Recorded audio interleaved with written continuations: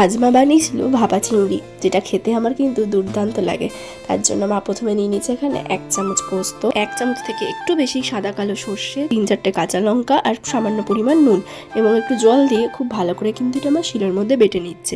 সর্ষে পোস্ত কিন্তু মিক্সিতেও বাটা যায়, তোমরা হয়তো জানো, কিন্তু শিলেই বেশি ভালো হয়। অন্যদিকে কিন্তু আমি করছিলাম আজকে কষা মাংস, আর অনেকদিন পর কষা মাংস খেতে ইচ্ছা করেছিল একটু আলু দিয়ে, তার জন্য এখানে আমি করে নিচ্ছিলাম মাংসটা আর মা করছিল ভাপা চিংড়িটা। চিংড়ি ভাপাটা কিন্তু টিফিন কৌটোতেও হয়, তো এখানে আমার মা কিন্তু মেখে ঝুঁকে একসাথে বসিয়ে দিয়েছে। তো প্রথমে একটা বাটির মধ্যে নুন হলুদ মাখানো চিংড়ি মাছগুলো দিয়ে দেওয়া হয়েছে সর্ষের পেস্টটা, পরিমাণ মতো নুন, 3-4টে কাঁচা লঙ্কা আর ওপর থেকে সর্ষের তেল কাঁচা।